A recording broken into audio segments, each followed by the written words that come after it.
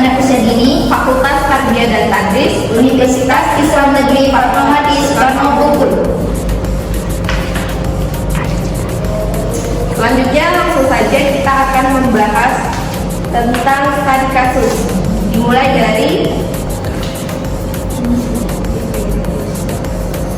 Baik, di sini saya akan menjelaskan tentang definisi penelitian studi kasus.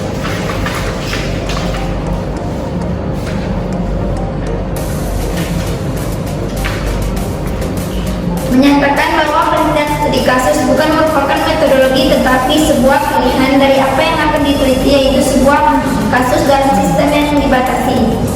Namun bertolak belakang dengan pendapatan yang menyatakan bahwa studi kasus merupakan metodologi. Pendapatan lain menyatakan studi kasus sebagai strategi penyelidikan. Untuk studi kasus sebagai strategi penelitian secara luas. Selanjutnya ada tentang jenis penelitian studi kasus. Istilah kurikulum tentunya tidak mempunyai suatu definisi yang pasti. Istilah definisi kurikulum tidak mempunyai batas tertentu yang menunjukkan bahwa mencakup semua bidang studi.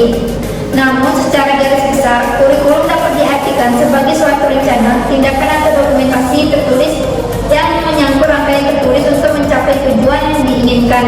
Dan kurikulum merupakan alat penentuan keberhasilan suatu proses pendidikan karena kurikulum merupakan jantungnya pendidikan. Selanjutnya ada tentang langkah-langkah penelitian studi kasus, akan dibahaskan oleh saya sendiri.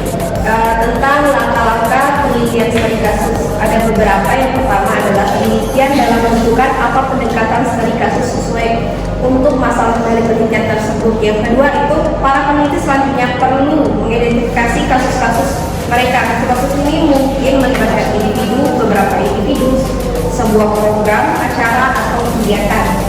Selanjutnya ada pengumpulan data dalam penelitian studi kasus dengan ekstensif, menggambarkan pada berbagai sumber informasi seperti halnya observasi, wawancara, dokumentasi, dan video. Yang keempat adalah jenis analisis data tersebut dapat menjadi analisis holistik dari seluruh kasus atau analisis yang terdapat pada aspek tertentu dari suatu kasus.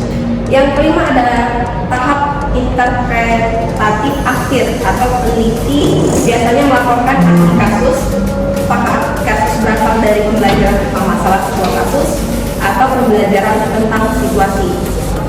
Selanjutnya kita akan membahas tentang teknik pengumpulan data dan penelitian studi kasus. Yang pertama adalah lingkaran pengumpulan data. Yang pertama ada individual atau locativity. Yang kedua ada gaining access dan making big report.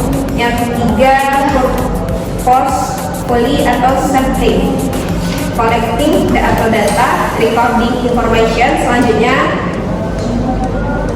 receiving.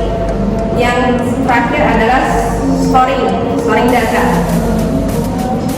Dari aktivitas pengumpulan data, misalnya ada beberapa pertanyaan. Yang pertama, apa yang akan diteliti, apa jenis akses dan hubungan dalam situasi, bagaimana proses pemilihan sebuah situs atau untuk diteliti, dan lain-lain lagi. Yang pertama itu kita akan membahas tentang, tadi kan sudah tentang lingkaran dari studi kasus. Yang kedua ada strategi pengambilan sampel secara bertujuan. Selanjutnya adalah bentuk data. Bentuk data tadi ada dokumentasi, wawancara, dan sebuah video. Yang keempat ada prosedur perekaman. Yang kelima penyimpanan data. Dan selanjutnya tentang yang akan disampaikan oleh saya sendiri. Selanjutnya ada contoh penelitian studi kasus. Di sini ada studi kasus kualitatif. Ini menggambarkan reaksi kampus terhadap insiden seorang penembakan jitu di mana seorang siswa berusaha menembakkan pistol ke teman-teman sekelahnya.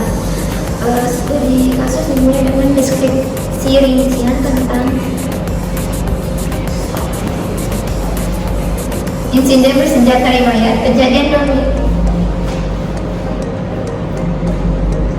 minggu pertama setelah insiden dan memberikan rincian tentang kota kampus dan gedung tempat insiden terjadi. Data dikumpulkan melalui berbagai sumber asesmen dan Criswell tidak mewawancari pria bersenjata itu atau siswa yang berada di tempat kejadian setelah insiden itu berlangsung.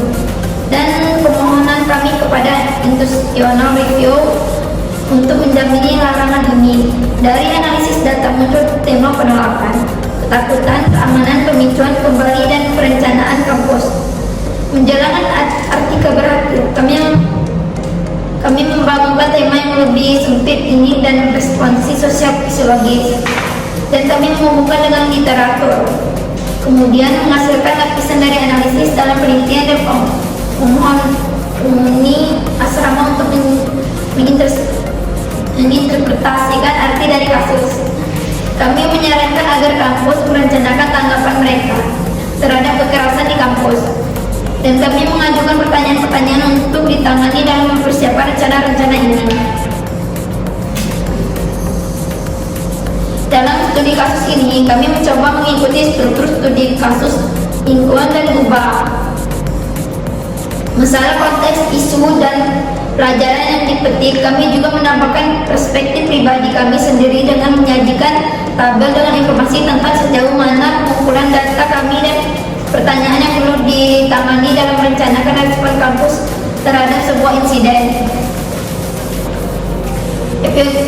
Epilog di akhir penelitian secara refleks membawa pengalaman pribadi kita ke dalam diskusi tanpa mengganggu aliran penelitian.